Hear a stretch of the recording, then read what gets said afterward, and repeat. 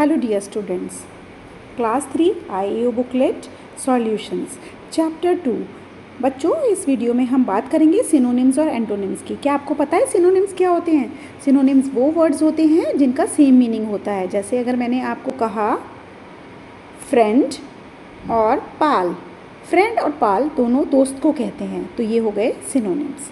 Antonyms होते हैं opposite, जिनका अलग मीनिंग होता है, डिफरेंट मीनिंग होता है। जैसे डार्क, लाइट, ये ऑपोजिट्स हो गए, इन्हें एंटोनिम्स कहते हैं। स्टार्ट करते हैं एक्सरसाइज ए से। हमें ऑप्शंस में कुछ सिनोनिम्स मिले हैं, हमें चूज़ करना है जो डार्क वर्ड है उसका सिनोनिम क्या है। मीनिंग आपको सबको पता करके रखने पड़ेंगे। कन्फेस का मतलब होता है कुछ भी स्वीकार करना, तो ये किसके साथ जाएगा? हाइड माने छुपाना, कंप्यूटर। रिजेक्ट माने मना कर देना, स्वीकार कर देना और एडमिट कर देना is the same thing, so it's synonym is admit. Disappointed माने उदास होना, परेशान होना, यानी कि सैड होना। फ्यूरियस माने काफ़ी गुस्से में होना, इसका सिनोनिम है एंगर, एंग्री। गिगल माने बेकाबू होकर ज़ोर ज़ोर से हंसना। अब आप देखो, ईट, स्लीप, यॉन, यॉन माने जम्हाई लेना, ये तो होगा नहीं, इसका मीनिंग है कैकल। इमिटेट माने होता है किसी की नकल उतारना। क्विक करना, ट्रुथ करना, क्लैश करना, बिल्कुल भी नहीं, कॉपी करना।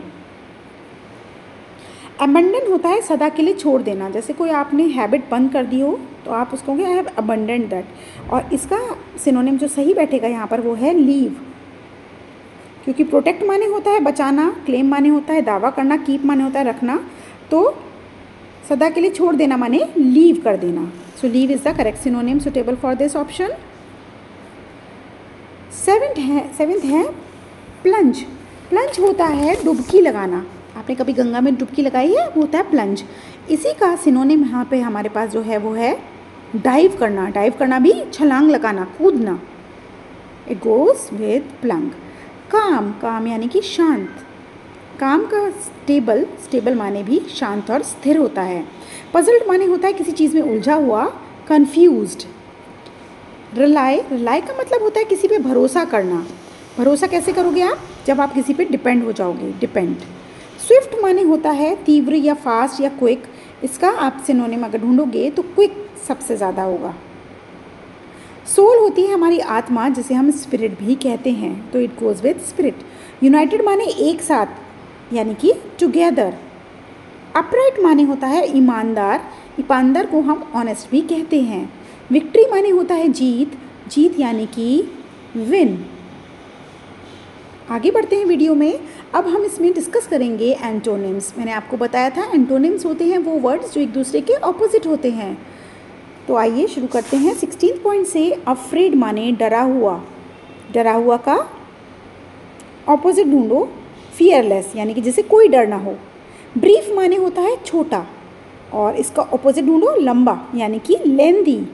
ब्रेक माने होता है अलग कर देना, तोड़ देना। इसको वापस जोड़ोगे तो वो आएगा कनेक्ट। कन्विंस माने होता है किसी को विश्वास दिलाना, और कंफ्यूज माने होता है किसी को कंफ्यूज कर डालना। कंसील माने होता है कुछ छुपाना, तो इसका ऑपोजिट हम ढूंढेंगे एक्सपोज। एक्सपोज माने कुछ दिखाना। करेजियस होता है हिम्मत वाला व्यक्ति, और इसका एंटोनिम होगा मीक, नम्र बिहेवियर वाला, जो बहुत ही शांत हो। डिलाइटेड माने जब आप बहुत ज़्यादा खुश होते हो, इसका एंटोनिम होता है अपसेट होना। एक्साइटिंग माने आप बहुत रोमांचक हो किसी चीज़ को लेकर, और उसका ऑपोजिट होता है आप बहुत बोर फील कर रहे हो। इरिटेट होता है किसी को परेशान कर देना, और काम होता है किसी को शांत कर देना। डिटेन होता है किसी को रोक देना, और इसका एंटोनिम है रिलीज, मीन्स आगे बढ़ा देना। पॉज का मतलब होता है रोक देना। कंटिन्यू का मतलब होता है चला देना, तो B is the correct option. Positive, negative. 28 पर है रिवाइव। रिवाइव का मतलब होता है कोई चीज़ खराब हो जाना, तो उसको उसके बाद उसका पुनर्जीवन होना, और इसका एंटोनिम जो मोस्ट सुटेबल है यहाँ पर वो है डिस्ट्रॉय, बर्बाद कर देना। पुनर्जीव करना, डिस्ट्रॉय कर देना। टेरिबल, टेरिबल माने बहुत ही भयानक, और वंडरफुल माने बहुत ही बढ़िया, तो ये इसका एंटोनिम है। विश्वास, ट्रस्ट मीन्स होता है विश्वास, और डाउट मीन्स होता है जब आपको किसी चीज़ पे डाउट होता है। अचीवर सेक्शन में आते हैं। Choose the correct synonym of the given word up and का मतलब होता है समाप्त करना, और इसके संग जो जा रहा है वो है overturn, it goes with overturn. Mystify होता है कुछ भी रहस्यमय, और baffle is the correct option for this. व्याकुलता, रहस्यमय व्याकुलता एक ही चीज़ होती है। प्रिडिक्ट होता है भविष्यवाणी करना, साथों साथ फॉरकास्ट का मीनिंग भी होता है कुछ फॉरकास्ट करना। जैसे आपने सुना होगा वेदर फॉरकास्ट क्या है, वेदर प्रिडिक्शन क्या है, यानी कि वेदर की क्या भविष्यवाणी है, कल क्या होगा।